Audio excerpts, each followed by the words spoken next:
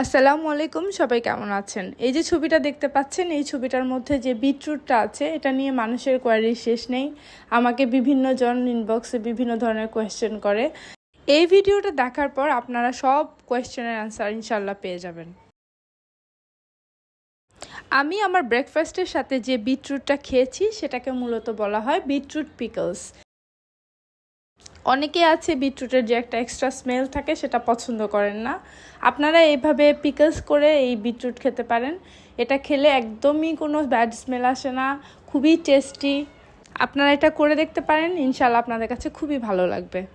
So কিভাবে করেছি আপনাদেরকে বলে দিচ্ছি। প্রথমেই দেখেছেন যে গাজর আর বিটরুট ফার্স্টে পিলার দিয়ে আমি ছুলে নিয়েছি, অ্যান্ড দেন আমি এগুলোকে সুন্দর করে পিস করে কেটে নিয়েছি।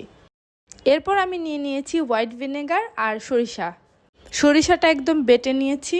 এরপর চুলায় নিয়ে নিয়েছি 1 কাপ পরিমাণের পানি। এখন এর সাথে অ্যাড করেছি হোয়াইট ভিনেগার আর চিনি।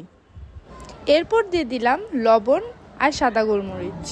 সবগুলো উপকরণ জাস্ট 3 মিনিটের মতন আমি একটু জাল করে নিয়েছি।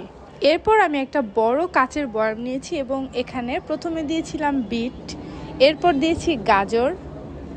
যেহেতু আমি রসুন অনেক পছন্দ করি, সো আমি কতগুলো রসুনও দিয়েছি এখানে। অ্যাট দ্য এন্ডে এসে সরিষা বাটা আর সেই সিরকার পানিটা আমি এখানে অ্যাড করে দিলাম।